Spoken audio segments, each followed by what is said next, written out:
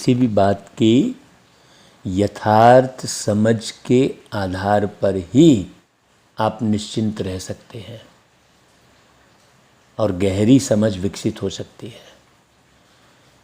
नहीं तो आपको चिंता ही होगी छोटी छोटी सी बातों में, और यथार्थ समझ के बाद ही आपको असीम शांति का अनुभव होगा। नहीं तो भगवान सब तरफ है, खाली कह देने बस से विश्वास थोड़ी बढ़ेगा। विश्वास कब बढ़ता है? जब व्यक्ति देखता है, अनुभव करता है।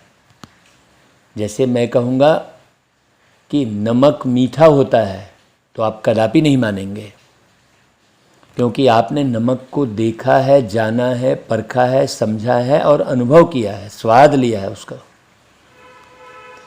वैसे ही लोग भगवान को सर्वत्र है कह देते हैं, तो न देखा है, न जाना है, न समझा है, न अनुभव किया है। किसी भी बात की तुलना कहीं से भी कर देने से थोड़ी समझदारी कहलाएगी। अब बहुत सी घटनाएं ऐसी घटती हैं, बहुत से चमत्कार ऐसे होते हैं जो प्रकृति के द्वारा होते हैं। प्रकृति स्वतः संचालित है, उसके आधार पर बहुत सी प्रक्रिया दिख रही होती है, लेकिन उसे लोग भगवान की अनुभूति समझ लेते हैं। तो साकार में किसी भी बात को देखना, समझना और अनुभव करना, केवल देख लेने से भी उसे सच्चा है कह देंगे नहीं, है ना भाई। सुन लेने से तो बात बनती ही नहीं है, नहीं। लेकिन आजकल तो लोग सुनी सुनाई बातों पर भरोसा करते हैं। अब जब यथार्थ समझ नहीं है तो ईश्वर की यथार्थ याद कहाँ से आएगी? है, समझ विकसित करनी पड़ेगी ना पहले।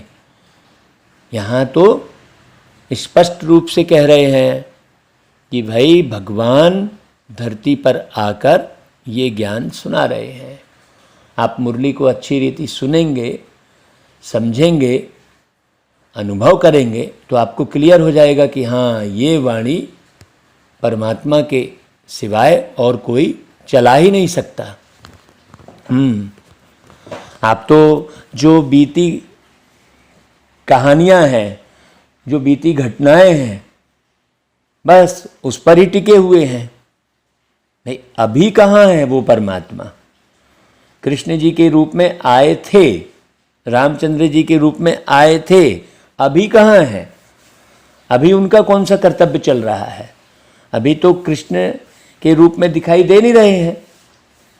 और फिर जब कृष्ण जी के रूप में आए थे,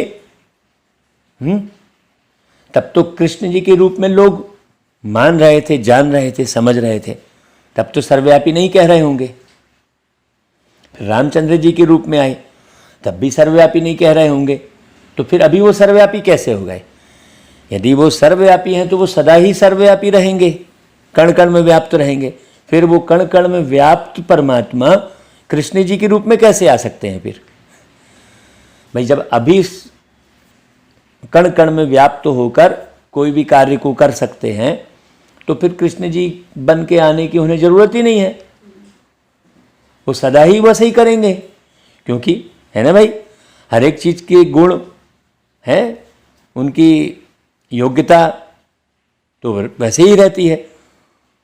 जब इतने विकराल रूप से धरती पर लोग भ्रष्ट हो गए हैं, इतनी विकराल परिस्थिति पैदा हो गई है, तब जो है वो तो आना ही पड़ेगा ना उनको। जब इतनी विकराल स्थिति नहीं थी तब आए थे, हैं? और अभी इतनी विकराल स्थिति हो गई है तो वो कण कण में व्याप्त रहेंगे। सोचने की बात है, यहाँ पर बड़ी गहरे समझने की बात है। तो अब कण कण में भगवान व्याप्त है कहने पर ना तो उनकी याद आएगी, ना उनके स्वरूप को समझ सकेंगे, है कि नहीं भाई? किस रूप में याद करेंगे और कहाँ याद करेंगे? भाई किसी भी वस्तु को भी मान लो याद करना है तो उस स्थान को समझना होता है कि हाँ भाई यहाँ रखी है ये सामग्री, उस स्थान को भी समझना होता है? ऐसे थोड़ी है कि आपने कोई चाबी कहीं पर रख दी है तो वो सब तरफ मिल जाएगी, ऐसा नहीं है ना भाई। आप भी चैतन्य हैं, आप सब तरफ मिल जाएंगे, ऐसा भी नहीं है। चैतन्य तो दुनिया में बहुत सारे लोग हैं, बहुत सारे जीव जंतु हैं, लेकिन और फिर वो जीव जंतु आपस में लड़ते हैं। अगर सब में एक ही है तो एक ही थोड़ी लड़ता रहेगा। सोचने की बात है। सारे जीव जंतु को लड़ते झगड़ते, एक दूसरे को छींटाकसी करते, मनुष्यों को भी और दूसरे को भी सब क्रिटिसाइज करते हम देखते हैं स्पष्ट अपनी आंख के सामने। तो सब में एक ही है कह दिया तो एक ही थोड़ी लड़ते रहेंगे, अकेले ही अकेले सब एक ही है बस। तो आत्माएं अनेक हैं, ये स्पष्ट है। ज्ञान को जब तक स्पष्ट समझेंगे नहीं तब तक परमात्मा की सही अर्थों में याद आएगी नहीं। इसलिए बाबा रोज मुरली में याद के ऊपर विशेष ध्यान खिंचवाते हैं, कर्म के ऊपर ध्यान खिंचवाते हैं। जब तक आपको यथार्थ मर्म नहीं समझ में आया तब तक आपसे यथार्थ कर्म नहीं हो सकेंगे। आप चाहे कितना भी पढ़ लो, लिख लो, दुनिया भर के आविष्कार कर लो, लेकिन कर्म श्रेष्ठ आपके जब होंगे जब आप उस कर्म के मर्म को समझेंगे पहले। तो बाबा वही कहते हैं कि मीठे बच्चे तुम्हें कर्म संन्यास नहीं। अब कई लोग जो है कर्म से संन्यास ले लेते हैं, कर्म करते हुए, यथार्थ कर्म करते हुए, और यथार्थ परमात्मा से परिचय प्राप्त करके और उनकी यथार्थ याद में रहना। तो बाबा कहते हैं कर्म संन्यास नहीं, लेकिन विकर्मों का संन्यास करना है। कोई भी विकर्म अर्थात पाप कर्म नहीं करने हैं। अभी हमको ये भी समझ में आना चाहिए ना भाई कि पाप कर्म क्या है और पुण्य कर्म क्या है, और पाप कर्मों की उत्पत्ति कैसे होती है? कहाँ से पाप कर्म उत्पन्न होते हैं? बाबा ने एकदम सरल सी परिभाषा समझाई जो किसी को भी नहीं मालूम। और उन पाप कर्मों को काटने की विधि क्या है? भाई पाप कर्म उत्पन्न होते हैं शरीर के भान से, झूठ से पाप कर्म और सत्य से पुण्य कर्म। अपने को शरीर समझना, शरीर के भान में रहना झूठ, और अपने को आत्मा समझना, आत्म के स्वरूप में रहना, आत्मीयता बढ़ाना, ये सत्य। तो आपके अंदर में आत्मा का भान रहेगा तो आत्मीयता बढ़ेगी, और आत्मीयता से आपके द्वारा किसी भी किस्म के विकर्म होंगे ही नहीं। आत्मीयता नहीं होने के कारण विकर्म हो रहे हैं, स्वार्थ प्रवृत्ति होने के कारण, स्वपूर्ति के कारण। बस केवल स्वपूर्ति में लगे हैं लोग, और वो स्वपूर्ति हो ही नहीं रही है। स्वपूर्ति ही नहीं हो रही है बिल्कुल। बाबा कहते हैं तुम बच्चे किस अभ्यास से डेड साइलेंस का अनुभव कर सकते हो, है ना भाई? जब यथार्थ ज्ञान होगा तो शांति होगी। अशरीरी बनने का अभ्यास करो, यथार्थ ज्ञान। अशरीरी बनने का अभ्यास कैसे करेंगे? जब आप ये पूरी तरह से समझेंगे कि आप शरीर नहीं, आप एक आत्मा है। यही सत्य है। इस सत्य स्वरूप में रहना। बताओ, तो जब अशरीरी बनने का अभ्यास करेंगे तो क्या होगा? एक बाप के सिवाय दूसरा कोई याद ही नहीं आएगा। जब ऐसी स्थिति होगी तब डेड साइलेंस का अनुभव करेंगे। एक बाप के सिवाय दूसरा कोई याद ना आए, शरीर से जैसे मरे हुए हैं। सर्व दुखों से छूटने की सहज विधि क्या है? जो सारे दुख बिल्कुल तक समाप्त हो जाएं। ड्रामा को अच्छी रीति बुद्धि में रखो, ड्रामा को मत भूलो। हाँ, मतलब बाबा ने जो कहा कि ड्रामा को अच्छी रीति बुद्धि में रखो, इसका अर्थ क्या हुआ भाई? माने हर एक बात को ड्रामा मत कह दो, ड्रामा को भी समझो। ऐसे नहीं कि हमने आपको गालियां दे दी फिर कहा नहीं ये तो ड्रामा है है? हमने आपका अहित कर दिया फिर कहा नहीं मैं तो अहित कर रहा हूं, मैं भी ड्रामा के बंधन में अहित कर रहा हूं और आप भी ड्रामा समझो, मैं अहित करता रहूंगा क्योंकि ड्रामा है। नहीं, ड्रामा को अच्छी रीति बुद्धि में रखो कहा, मतलब सही अर्थों में समझो। अब आप उल्टा सुल्टा खा के और बीमार पड़ गए और कहा ये तो ड्रामा है, है? वास्तव में ड्रामा कब चलता है? इस सतयुग में ही ड्रामा चलता है, माने नौटंकी, झूठ कर्म। क्यों ड्रामा कर रहे हो बोलते हैं ना, है? यथार्थ चलो भाई, तो कलयुग में तो टोटली ड्रामा चल कर रहे हैं, कोई भी यथार्थ है ही नहीं।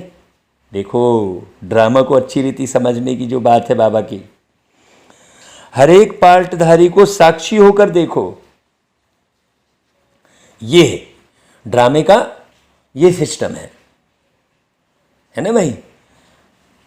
ड्रामे को समझना है अच्छे से, हर एक को साक्षी होकर देखो तो दुखों से छूट जाएंगे, कभी किसी बात का धक्का नहीं आएगा। हाँ, एक्यूरेट समझेंगे हम। एक्यूरेट ड्रामा क्या है? ऊपर से हम अशरीरी आए थे, ये ड्रामा में आएगा, है ना भाई?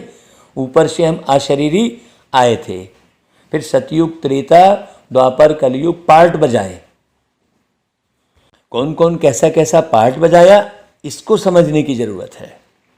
हाँ, ऐसा नहीं कि आप कुछ भी कर रहे हैं और फिर उसे कह दिया ड्रामा है।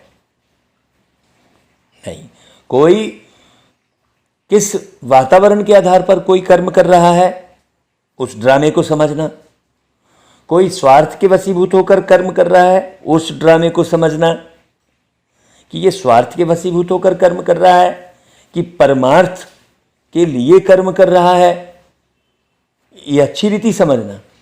कोई आध्यात्म का धर्म का आवरण ओढ़ के तुम माने कर्म कर रहा है, सबको बेवकूफ़ बना रहा है, वो सब ड्रामे को अच्छे से समझना ऐसा नहीं माने ड्रामा बोले तो कुछ भी समझ लिए, हमको ड्रामे को अच्छी रीति समझना है कि नहीं भाई? तब आप जो है दुखों से छूट सकेंगे। नहीं तो फिर यही कहते रहेंगे अरे ये कैसा ड्रामा है भाई, मेरे को बार बार बुखार चढ़ रही है? फिर आप यथार्थ जो है अपने आप को शांति में टिका ही नहीं सकेंगे, कभी भी नहीं टिका सकेंगे, और दुख दूर ही नहीं होगा आपका। है कि नहीं भाई? ओम नमो शिवाय, ओम शांति। भाई ओम नमो शिवाय, यह जो गीत में अक्षर निकलते हैं, शिवाय नमः, यह भक्ति के वचन है। हे शिव बाबा, आपको हम नमस्कार करते हैं, परंतु भगत लोग जानते ही नहीं कि शिव बाबा कौन है। बाबा स्पष्ट कह रहे हैं कि कोई भी भगत, एक भी भगत शिव को नहीं जानते हैं। वह कांवर उठाए चले और गीत गा रहे हैं, चल कांवरिया कांवर उठा। शिव बाबा बिल्कुल साधारण अक्षर है, तो शिवाय नमः कहना यह भी भक्ति का अंश है। अब तुमको क्या कहना है? देखो कहने कहने में अंतर है ना भाई। जैसे हम मैंने क्लास करा रहे थे तो वो कह रहा था मेरी आत्मा, तो हमने उसे रोका, भाई तुम मेरा शरीर भी कह रहे हो, फिर मेरी आत्मा भी कह रहे हो, फिर मेरा मन कह रहे हो, फिर मेरी बुद्धि भी कह रहे हो, फिर मेरे संस्कार भी कह रहे हो, तो तुम कौन हो फिर? ऐसे ही बाबा एक एक अक्षर पर ध्यान खिंचवाते हैं। अब तुमको क्या कहना है? तुम कभी ऐसे नहीं कहेंगे कि शिवाय नमः कहो। वास्तव में कहने की भी दरकार नहीं है बच्चों को। बच्चों को घड़ी घड़ी नहीं कहा जाता कि बाप को याद करो। यह तो छोटे बच्चों को सिखलाया जाता है? वह अलफ बे पढ़ाया जाता है। वास्तव में इसमें कहना भी कुछ नहीं है ना, मन मना भाव भी नहीं कहना होता। यह भी संस्कृत अक्षर है। तुमको तो कभी संस्कृत में समझाया ही नहीं गया है। बच्चे जानते हैं, हमको तो बाबा को ही याद करना है। आत्मा स्वयं जानती है, बाबा ने परिचय दिया है। अब हमारी स्थिति बिल्कुल अलग हो गई। अभी बाबा किनको पढ़ा रहे हैं? सारी दुनिया वालों को नहीं पढ़ा रहे हैं, हम बच्चों को पढ़ा रहे हैं। तो बच्चे जब तक एक एक अक्षर को नहीं समझेंगे, अपनी आदत को नहीं बदलेंगे, तब तक दुनिया वालों के सामने प्रत्यक्ष कैसे होंगे? दुनिया वाले समझेंगे कैसे? आप उसी परिपाटी में चल रहे होंगे तो सेवा अर्थ कहीं आपको भैया बहुत सारे भक्तों की टोली के साथ जा रहे हैं आप, तो आप उनके अनुरूप है ना कर लीजिए, ताकि भैया वो लोग आपसे दूर ना हो। बाकी ऐसा थोड़ी है कि आपका विश्वास जो है उधर बैठ जाए, हैं कि नहीं यही करने से, ओम नमः शिवाय कहने से दुख दूर होंगे। बाबा क्यों गहरे से पढ़ा रहे हैं? इसलिए पढ़ा रहे हैं कि बाबा सदैव ज्ञान और योग के माध्यम से आपके साथ ही हैं। बहुत अच्छे से समझना। तो बच्चे, अब मुझे याद करो तो तुम्हारे विकर्म विनाश हो जाएंगे। याद अलग बात हो गई ना भाई, अच्छी रीति समझ के याद करना। तो याद करना बच्चों का फर्ज हुआ। यहां आकर जब बैठते हो तो बाप की याद में अशरीरी होकर बैठना है। अभी देखो सूक्ष्म में किस भान में बैठे हो। हाँ, कोई किसका याद कर रहा है, कोई कुछ याद कर रहा है। पूरी तरह ज्ञान सुन वही सकेगा जो केवल एक बाबा को याद करेगा। वही पूरी अच्छी रीति ज्ञान को सुनेगा भी और समझेगा भी। नहीं तो बस हाँ हाँ करके मुंडी बस हिलाते रहेंगे। ठीक कह रहे हो, ठीक कह रहे हो कहोगे। नहीं, ज्ञान भी बुद्धि में कब बैठेगा?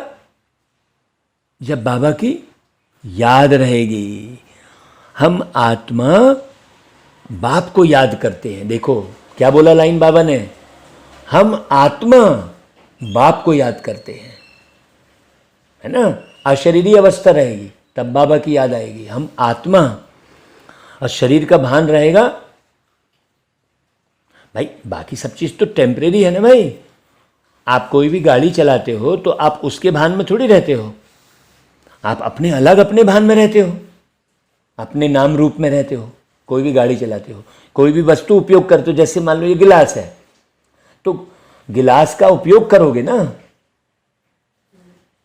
आप, मैंने उस भान में थोड़ी रहोगे, इसका अभिमान थोड़ी होगा। उपयोग करोगे रख दोगे, है, उसका अभिमान थोड़ी होगा आपको। लेकिन व्यक्ति को धन का अभिमान रहता है। बड़ी समझने की बात है। तो यह शरीर तो आर्गन्स है, इनकी क्या वैल्यू है? सोचने की बात है। बाजा कितना भी फर्स्ट क्लास हो, अगर मनुष्य बजाता ठीक नहीं हो तो बाजा फिर किस काम का? कितनी अच्छी बात बोल रहे बाबा। ऐसे ही मुख्य आत्मा है।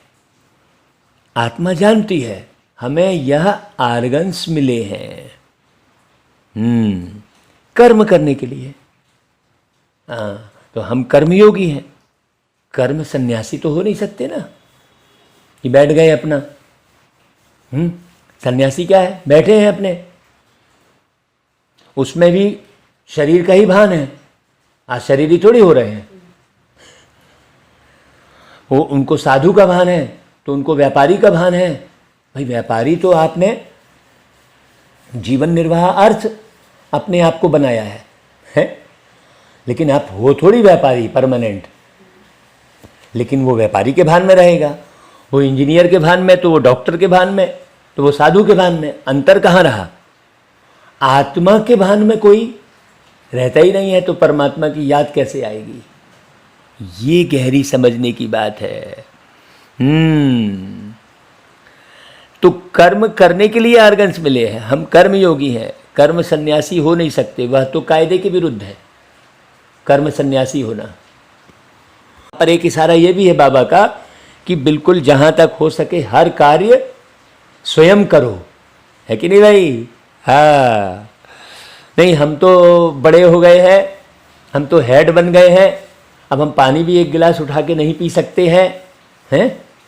वो भी एक बहुत बड़ा देह अभिमान कहलाएगा। बहुत अच्छे से समझना। तो कर्म का संन्यास करना कायदे के विरुद्ध है, विकर्मों का संन्यास किया जाता है कि हमसे कोई विकर्म ना हो, पाप नहीं हो। और सबसे बड़ा विकार है काम का, वासना का। संन्यास धर्म वाले जास्ती विकार को पाप अथवा दुश्मन मानते हैं, इसलिए ड्रामानुसार उनका धर्म ही है जंगल में चले जाना, स्त्री को छोड़ देना। भाई स्त्री कोई छोड़ने की चीज थोड़ी है? स्त्री के साथ रह के और बढ़िया जीवन यापन करने की है, विकारों को छोड़ना है ना। स्त्री को छोड़ने का क्या तुक है, या स्त्री छोड़ दे अपने पति को? नहीं भाई, बाबा कहते हैं घर बार का संन्यास करना। अब यहां पर बाबा ने ड्रामा शब्द लगाया, ध्यान देना, यह भी ड्रामा में नून है, कह दिया बाबा ने। क्यों? ये सब आपको क्या करना है ये ध्यान दो, है? बाकी लोग क्या कर रहे हैं उसको ड्रामा कह दो। बहुत अच्छे से समझना, उन्हों को यह करना ही पड़े, वह धर्म ही अलग है। उनको कोई भारत का आदि सनातन धर्म तो नहीं कहेंगे ना भाई, संन्यास धर्म को। यदि ऐसा होता तो वो पैदा ही कैसे होते? सोचने की बात है, वो सन्यासी भी पैदा ही कैसे होते? बड़ी गहरी बात है। तो सन्यासियों का भी एक धर्म है, बाकी तो बेशुमार धर्म है? सन्यासी का जो धर्म है वो मनुष्य ही स्थापन करते हैं, भगवान नहीं करते हैं।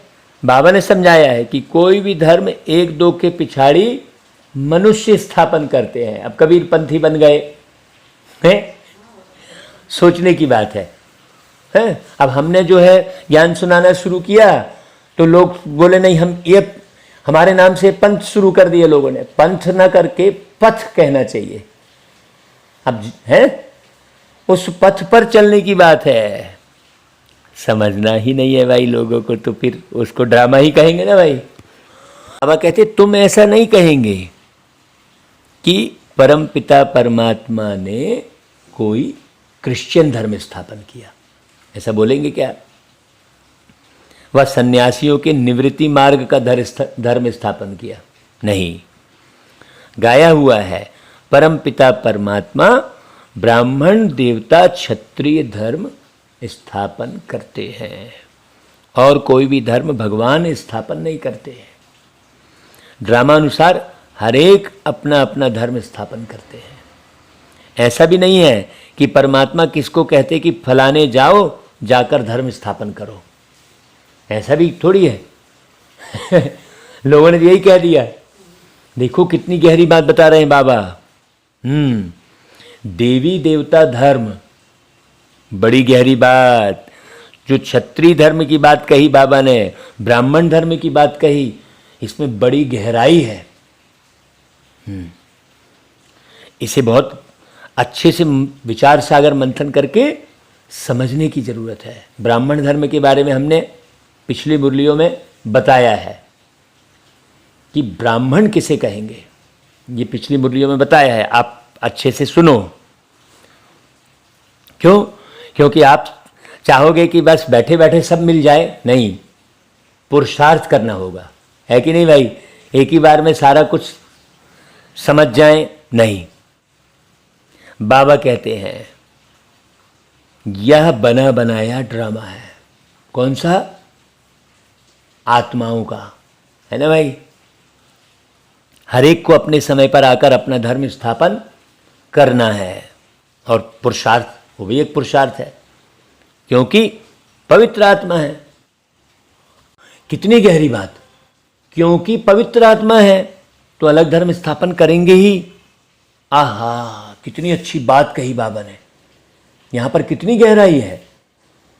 जब द्वापर युग शुरू हुआ तो ऊपर से जो आत्माएं आई, तब तक तो जो सतयुग त्रेता की जो मनुष्य आत्माएं थी वो द्वापर में अपवित्र हो चुकी थी। तो ऊपर से जो आने वाली जो आत्मा है वो नया धर्म तो स्थापन करेगी ही भाई।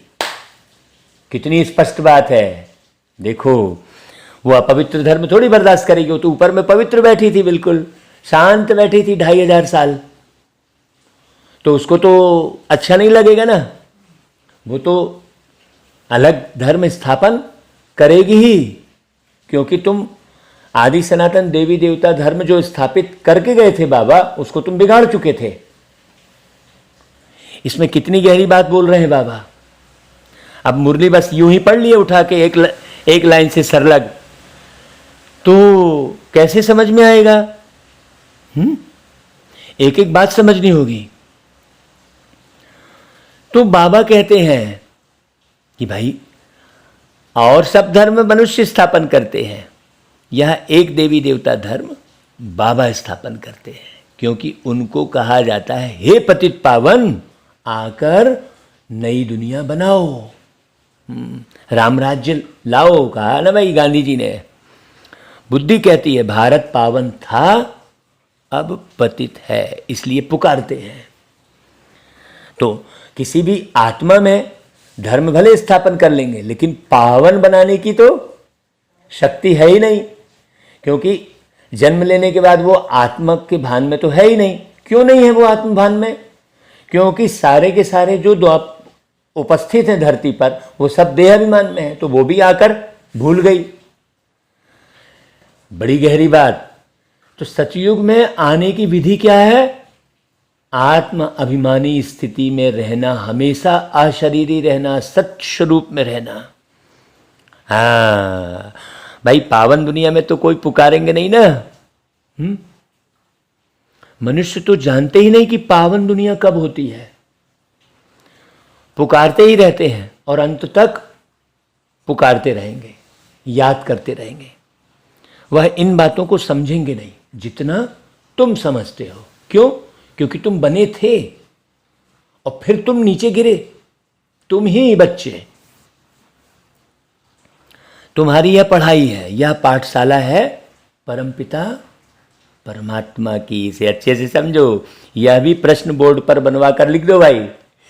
हाँ, गीता का भगवान कौन? अब गीता का भगवान कौन ऐसा लिख दो कहा, तो केवल इतना ही सिद्ध थोड़ी कर देना है कि नहीं ये नहीं वो नहीं, शिव।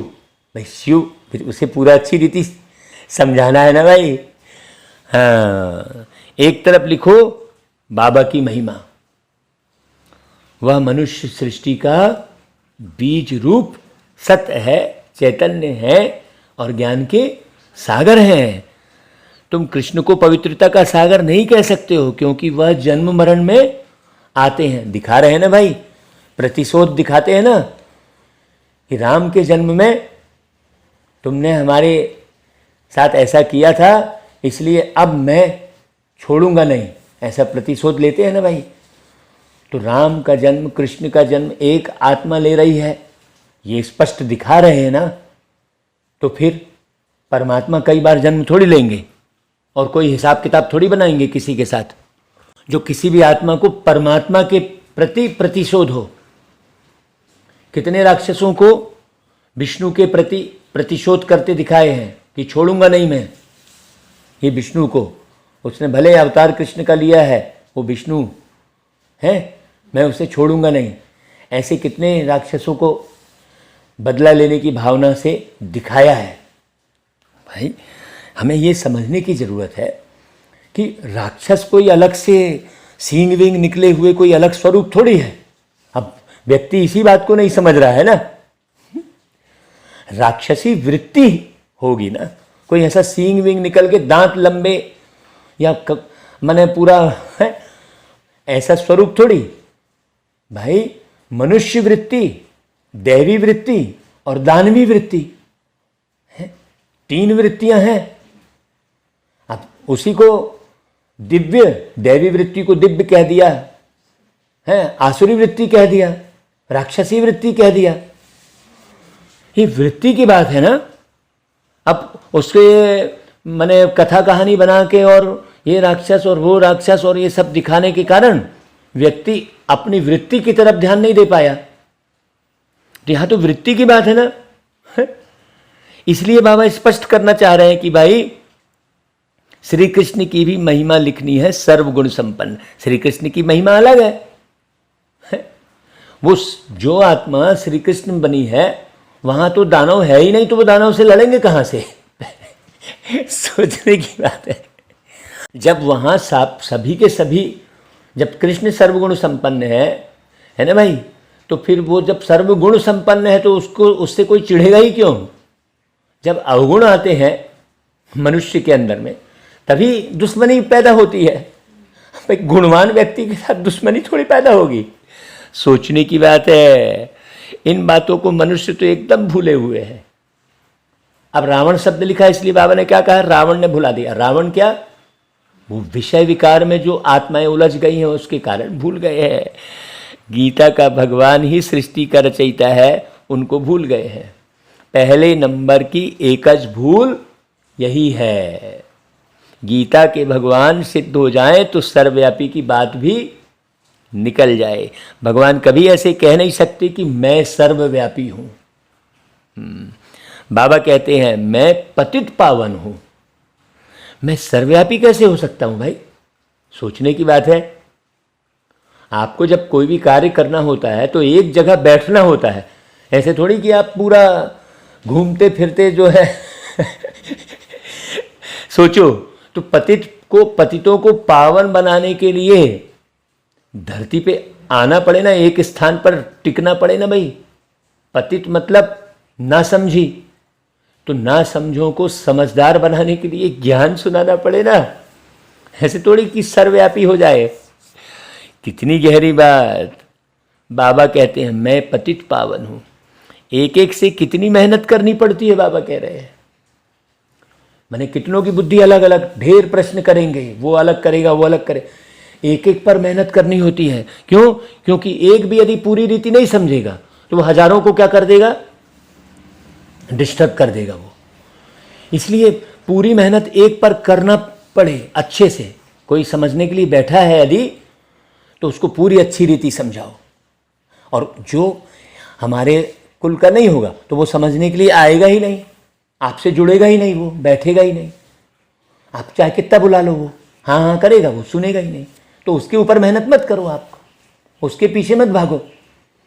लेकिन जो आया है और मान लो प्रश्न कर रहा है, ये बात बड़ी अच्छे से समझने की है। ये यज्ञ में उदाहरण दिया गया है आदरणीय जगदीश भाई जी का। जगदीश भाई जी जब पहले पहले आए थे तो वो ढेर प्रश्न करते थे, तो दादियाँ समझती थीं और कई बहनें सोचती थी कि अरे यार ये तो खूब प्रश्न कर रहे हैं, हम कहाँ तक माथा मारेंगे। तो दादियाँ समझती थी नहीं, जो प्रश्न कर रहा है मतलब वो जानना चाहता है, वो है हमारे कुल का, तो उसके ऊपर मेहनत करो। तो देखो जगदीश भाई जी ने फिर कितनी किताबें रची। बड़ी समझने की ज़रूरत है। तो एक एक पर मेहनत करनी है। बाबा कहता है, बच्चों को समझाया गया है कि जब यहाँ बैठते हो तो सिवाय एक बाप के और कोई को याद नहीं करो, तब आपको पूरी समझ आएगी। और आप दूसरी तरफ बुद्धि ले गए हैं, दूसरे संकल्प चलाने लग गए तो मिलावट हो जाएगी ना भाई। परंतु जिनकी प्रैक्टिस नहीं है, सारा दिन सर्विस में रहते हैं, वह निरंतर शिव बाबा को याद करें। हैं भाई, किसी की प्रैक्टिस नहीं है, सर्विस भी ढंग से नहीं कर रहा है, अपने अपने में लगा है, तो वो याद भी नहीं कर सकता। और जो बाबा की गुणान में है पूरे समय और बाबा की सर्विस का ही जिसे होना है, उसे फिर बैठने की भी जरूरत नहीं पड़ेगी बाबा को याद करने के लिए। वो फिर निरंतर बाबा की ही सर्विस, तो बाबा की ही याद में रहेगा। तो प्रैक्टिस चाहिए ना भाई, इसके लिए बहुत गहरी बात है। बाबा कहते हैं कि भाई याद न करने से वह डेड साइलेंस हो नहीं सकते। देखो, बाबा बहुत गहरी बात कर रहे हैं। तुम अशरीरी बन जाते हो, गोया शरीर से मर जाते हो। हाँ, एक दिन बाबा ने कहा था कि बच्चे, मेरी याद में सेवा भी याद ना आए। याद करते हुए सर्विस करना अलग बात हो गई, और केवल सर्विस में लगे रहना, तो जो केवल सर्विस में ही लगा है वो याद नहीं कर सकता। उसकी बुद्धि क्या रहेगी? सर्विस ही सर्विस रहेगी बस फिर। तो दोनों बातें हैं। जो याद में रहेगा वो सर्विस कर सकता है, और जो केवल सर्विस में रहेगा वो याद में नहीं रह सकता। है गहरी बात। तो तुम अशरीरी बन जाते हो। मरता शरीर है, आत्मा थोड़ी ही मरती है भाई। आत्मा कहती है मैं शरीर छोड़ता हूं। भाई वो कृष्ण जी की कथा में दिखाया है कि मैं शरीर छोड़ रहा हूं भाई, तब ये गेट खुलेगा, तब वो किताब मिलेगी, है? तो वो किताब ही जीत हासिल करेगी। तो कौन सी बात है? जब अशरीरी हो गए तब मुरली का ज्ञान समझ में आएगा। एकदम सिंपल सी बात है। यह समझ की बात है। बाबा ने कहा देखो, आत्मा कहती है मैं शरीर छोड़ता हूं, मैं मरता हूं। यह अक्षर कहना भी रॉन्ग है। मैं मर गया, ये कहना रॉन्ग है ना भाई। आत्मा ने शरीर छोड़ा, यह राइट अक्षर है। यह समझ की बात है। आत्मा एक शरीर छोड़ दूसरा ले पार्ट बजाती है। पार्टधारी तो सब है ना भाई। आत्मा पार्ट बजाती रहती है। अभी तुम बच्चों को यह ज्ञान मिलता है। ड्रामा प्लान अनुसार उनको दूसरा शरीर ले फिर पार्ट बजाना ही है। इसमें दुख हम क्यों करें? इस ड्रामा में हम एक्टर हैं, यह बात भूल जाती है। ड्रामा को जान जाएं तो दुख कभी हो ही नहीं सकता। तुम ड्रामा के आदि मध्य अंत को जानकर कहते हो फलानी आत्मा ने शरीर छोड़ा, जाकर दूसरा शरीर लिया। हरेक अपना पार्ट बजा रहे हैं। भल तुमको ज्ञान मिला है तो भी जब तक परिपक्व अवस्था हो तब तक कुछ धक्का आ जाता है। ये बड़ी गहरी बात है। तो फिर भक्ति की तरफ बुद्धि जाएगी।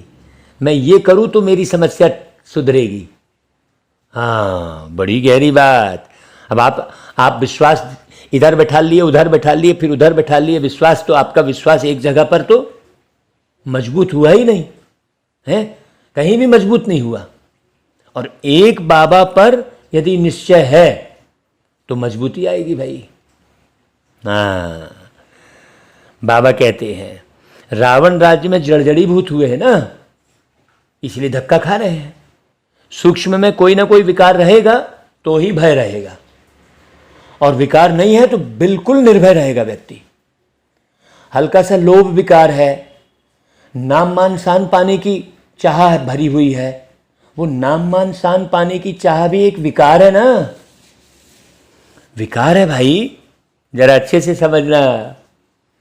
हल्की सी जो है चिड़चिड़ाहट अंदर भरी हुई है, दुख हो गया थोड़े में, ये सब विकार है।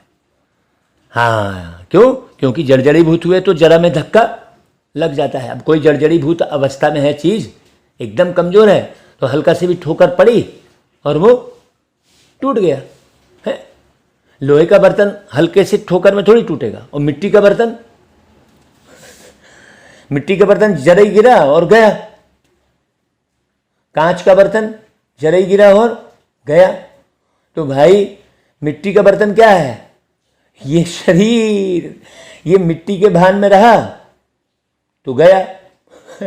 जड़ी ठोकर लगी। जड़जड़ीभूत का मतलब क्या हुआ? आत्मा इस शरीर रूपी मिट्टी के भान में रह रही है। एक एक बात समझने की है भाई, तो झट धक्का आ जाता है। सतयुग में कभी धक्का नहीं आता। क्यों? क्योंकि मिट्टी का भान ही नहीं है। वहां तो बैठे बैठे शरीर छोड़ देते हैं। अब नया शरीर जाकर लेना है, ये भाव रहता है। बाबा ने सर्प का मिसाल दिया है, केचुल जैसे छोड़ता है। यहाँ तो ढेर रोने लग पड़ते हैं, कहाँ कहाँ से आकर सयापा करते हैं। सब चुप हो गए। अब पूरी बातचीत हो गई, घर वाले रोना जो है बंद कर दिए, सब आ गए। फिर नया आएगा, फिर हाँ अरे मानो सुन, फिर रोना शुरू। वो रोने का कार्यक्रम ही चलता है।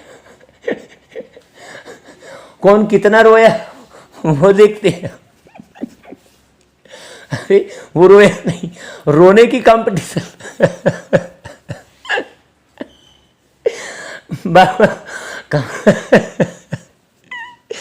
कहाँ कहाँ से आकर सयापा करते हैं। सतयुग में बाबा कहते हैं ये बातें नहीं होती है। अब एक घर में किसी की डेथ हुई, अब सब कुछ शांति आ गई, फिर नया आएगा,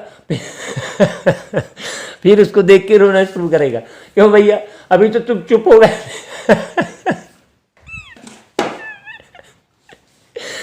गजब का है भाई। कलयुग की रीति रिवाज और सतयुग में जमीन आसमान का अंतर है? बाबा कहते हैं बच्चे, तुम संगम युग पर ही राम राज्य रावण राज्य की रस्म रिवाज को जानते हो, बाकी तो कोई जानता ही नहीं है।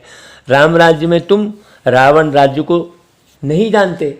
बात ही खत्म हो गई। अब उन्होंने राम और रावण एक साथ दिखा दिया। क्या बाबा की मुरली है भाई, और क्या बाबा है। सोचो, वंडरफुल बाबा। बाबा कितने याद आते हैं, आंसू आ जाते हैं बाबा की बात कहते कहते। बाबा के प्रेम में डूब के प्रेम के आंसू आ जाते हैं भाई। वाह बाबा, संगम पर तुम दोनों को जानते हो। देखो, बाबा आकर सारे ड्रामा के आदि मध्य अंत का राज समझाते हैं। अब बाबा की मुरली में जितना आनंद है, जितनी खुशी है, दुनिया में कहीं हो ही नहीं सकती, सवाल ही नहीं उठता। लेकिन किसको खुशी मिलेगी? जो पूरी तरह से समझा हुआ रहेगा एक एक बात को। उसको यहाँ पर हर बात में हंसी आती रहेगी, यहाँ पर ड्रामा दिखता रहेगा उसका, यार क्या कर रहे हैं लोग, है कि नहीं। हर जगह खुश रहेगा। उसको फिर खुशी के लिए अलग से कोई पिक्चर देखने की या गाना वाना सुनने की, रिफ्रेश होने के लिए ज़रूरत नहीं है। वो पूरी तरह से समझा हुआ है। हाँ, बाबा कहते हैं नहीं, ऐसा कोई वो मतलब योग का मतलब ये थोड़ी है कि बिल्कुल ऐसे गंभीर हो गए। नहीं, योग मतलब गहरी समझ। गहरी समझ से ही किसी की याद आएगी ना भाई। आप अपने घर में अपने माता पिता को गहरे से समझे हुए हो, हैं? तो संबंध बन गया है। पहले समझे नहीं थे, जब पैदा हुए थे तब तुरंत समझ गए थे क्या ये मेरे माता पिता हैं, तो रो रहे थे। और जब समझे धीरे धीरे तो रोना बंद हो गया। सीधी सी बात है। पुरानी याद आ के रो रहे थे, फिर नया समझ में नहीं यार, अब मेरे को नए माता पिता मिल गए हैं, अब मेरा नया परिवार बन गया है, तब फिर पुराना रोना खत्म हो जाता है। उसी प्रकार जब तक बाबा को अच्छी रीति समझे नहीं है, तब तक बाबा की याद आ ही नहीं सकती। जब समझ जाता है, बच्चा बड़ा हो जाता है, सयाना हो जाता है, तो वो माता पिता की याद के बगैर रहता ही नहीं है। वो कर्म कहीं भी करता रहेगा, लेकिन माँ की याद, बाप की याद अंदर सूक्ष्म में रहेगी। घर लौटेगा तो माँ के लिए ये ले चलूँ, वो ले चलूँ, वो स्वतः ही उसके अंदर उत्पन्न होगा। यहाँ तो भैया एक एक रुपया देने के लिए सोचेंगे, हैं? क्यों? बाप से संबंध नहीं है। फीलिंग आनी चाहिए कि बरोबर यह बात ठीक है। जब तक तुम ब्राह्मण नहीं थे तब तक कुछ नहीं जानते थे। ज्ञान बगैर मनुष्य तो जैसे जंगली है। बिल्कुल, गवर्नमेंट भी कहती है मनुष्य को पढ़ाई जरूर चाहिए। अब पढ़ाई कौन सी, ये भी समझने की जरूरत है। अब कीड़े मकोड़ों की पढ़ाई पढ़ेंगे तो बुद्धि में आएगा क्या है? वो युद्ध और ये राजा और वो राजा उसने इस पर वार किया, वो पढ़ाई पढ़ेंगे तो फिर आएगा क्या बुद्धि में? जो आत्मा है वो अपनी ही पढ़ाई नहीं जान रही है, स्वयं को ही नहीं पढ़ पा रहा है, तो फिर और दुनिया को पढ़ के करेगा क्या? वो सोचने की बात है। तो पढ़ाई भी कौन सी चाहिए, ये समझने की बात है। हाँ, गाँवड़े वाले पढ़ते नहीं हैं, अपनी खेती बाड़ी में ही लगे रहते हैं, तो बाहर वाले कहते हैं यह तो जंगली है। हमको तो अब बाप बैठ पढ़ाते हैं, हम गार्डन के फूल बनते हैं। बड़ी गहरी बात, देखो एक एक लाइन में कितनी गहरी बात छुपी हुई है। अब नए व्यक्ति थोड़ी समझेंगे हम गार्डन के फूल बनते हैं, कोई नया सुनेगा तो समझेगा क्या वो? और हम तुरंत समझेंगे कि किसको गार्डन बोल रहे हैं बाबा और किसको फूल बोल रहे हैं। तो इसके लिए रोज सुनना पड़े ना मुरली, तब तो।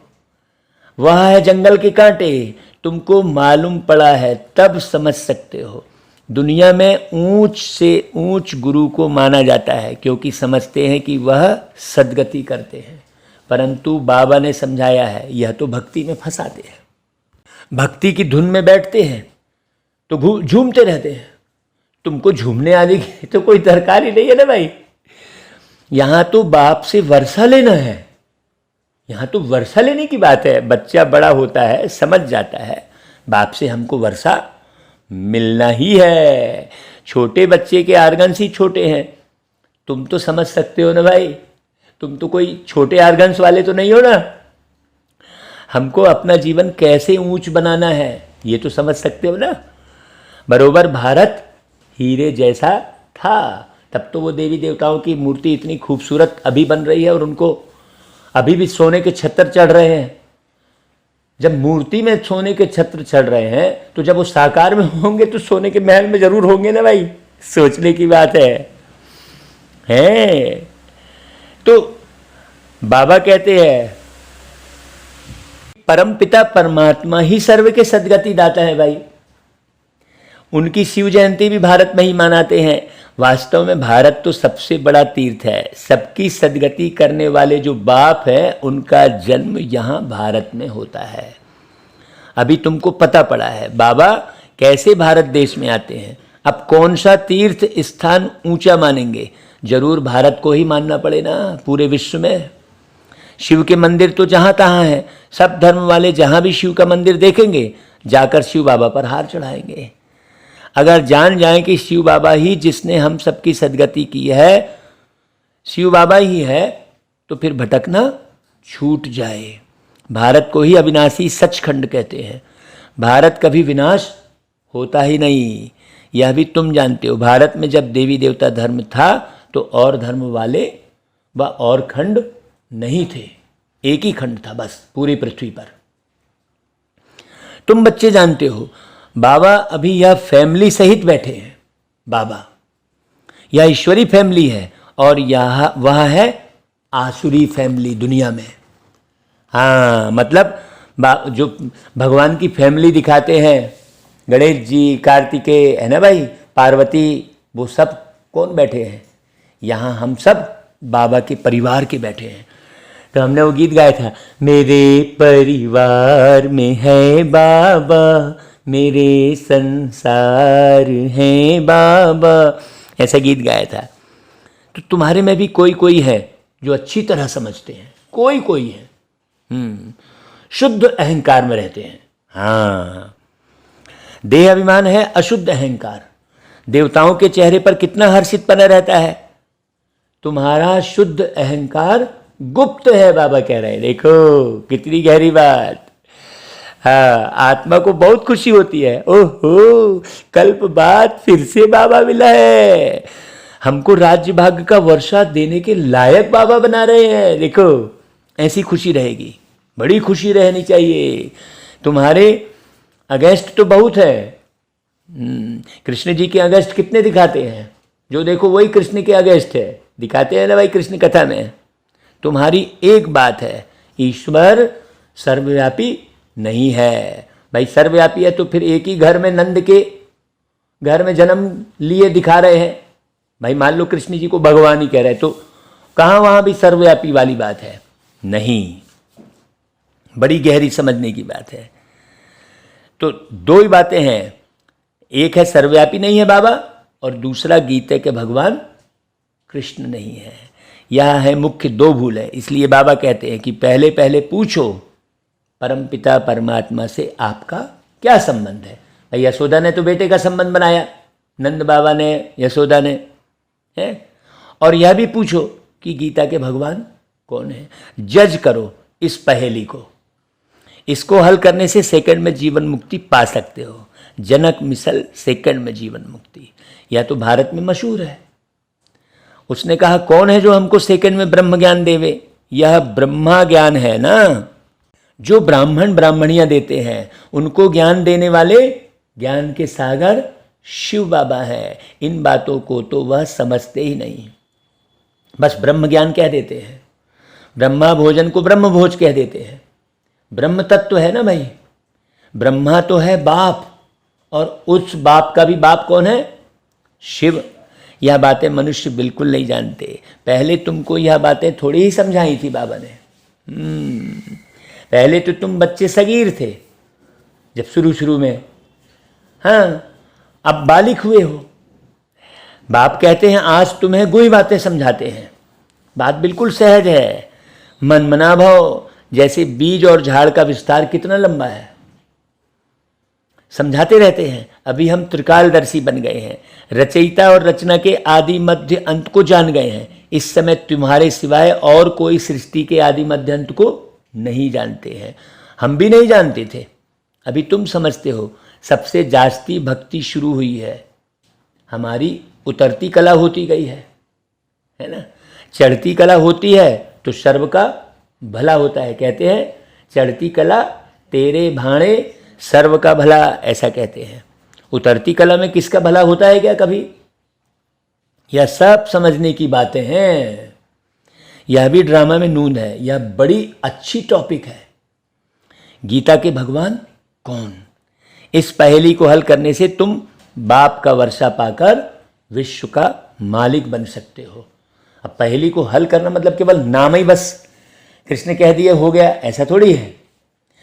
कृष्ण को भी अच्छी रीति समझना पड़ेगा, है ना भाई। Who is Krishna, what is Krishna, Krishna कौन है, कृष्ण क्या है ना भाई। हाँ, ये समझना पड़ेगा बाबा, इसलिए बार बार कहते हैं यह समझने की बातें हैं। तो मनुष्य विश्व का मालिक निराकार को समझते हैं, परंतु विश्व तो सृष्टि को कहा जाता है। बाप जो है विश्व के मालिक नहीं बनते। बाबा कहते हैं मैं निष्काम सेवाधारी हूं, तुम मोस्ट विलबेड चिल्ड्रन हो, मैं तुम्हारा ओबीडियंट सर्वेंट हूं। देखो बाबा क्या बोल रहे हैं, तुम पुकारते हो हे पतित पावन आकर पावन बनाओ। हाजिर सरकार आया हूं, तुमने पुकारा। भाई पावन बनाना मतलब सफाई करना। तो भाई आप सफाई करने के लिए जैसे स्कूल में घर में सर्वेंट को बुलाते हो, हैं, ऐसे ही बाबा कह रहा है कि भाई मैं तुम्हारा सर्वेंट हूं, ओबीडियंट सर्वेंट हूं, आज्ञाकारी। तुमने बुलाया, तुमने पुकारा और हम चले आए, ऐसा कहते हैं ना भाई। जान हथेली पर ले आए रे, भाई कहते हैं ना हर एक गीत बाबा की मुरलियों से जुड़ जाता है। देखो गजब की बाबा है भाई। तो बाबा बच्चों का सर्वेंट ही है ना भाई, दुनिया में भी भाई सर्वेंट है ना। बच्चा पैदा होता है तो बाप पूरी गंदगी, माँ गंदगी सब साफ करती है कि नहीं करती है? सोचो, फिर कोई कपूत भी निकल पड़ते हैं तो उसमें बाबा क्या करेंगे? सोचने की बात है। बाप तो निराकारी निरहंकारी गाए हुए हैं। ऊंचते ऊंच भगवान और फिर उनका यह रथ। अब उनने घोड़ा गाड़ी वाला रथ दिखा दिया। कई बच्चे कहते हैं हम शिव बाबा के रथ के लिए कपड़ा भेज देते हैं। रथ की तो हम खातिरी कर सकते हैं ना, शिव बाबा तो खाते नहीं है, किसकी खातिरी करें? इनकी ड्रेस तो वही चली आ रही है, कोई अहंकार नहीं, कोई चेंज नहीं है। यह इनको देखकर समझते हैं यह तो जौहरी था, यह कैसे प्रजापिता हो सकता है? भाई शरीर की तो बात ही नहीं है ना यहाँ पर। आप शरीर को देख रहे हो तब तक समझोगे नहीं, जब तक आप शरीर को देख रहे हो तब तक नहीं समझोगे, और शरीर में बैठी आत्मा को देखोगे तो समझोगे। अरे इसमें मूंझने की क्या बात है, आकर समझो पहले। हम ब्रह्मा मुख द्वारा वंशावली बने हैं, हमारा हक लगता है विश्व के मालिक बनने का। ऐसा दशा रहता है भाई। अच्छा, बाबा फिर याद प्यार देते हैं, गुड मॉर्निंग करते हैं, नमस्ते करते हैं। बाबा कितने निरहंकारी बच्चों को नमस्ते करते हैं। बाबा कितने निरहंकारी बच्चों को नमस्ते करते हैं। सारा जग जिनको याद करे वो याद प्यार हमें देते हैं। बच्चों को नमस्ते करते हैं। तो हम बच्चों की भी भाई प्यारे मीठे बाप दादा को, शिव बाबा को याद प्यार, गुड मॉर्निंग और नमस्ते। अच्छा भाई, धारणा के लिए सार, अशुद्धता को छोड़ शुद्ध अहंकार में रहना है। हाँ भाई, अहंकार इतना ही भा रहा है तो शुद्ध अहंकार में रहो।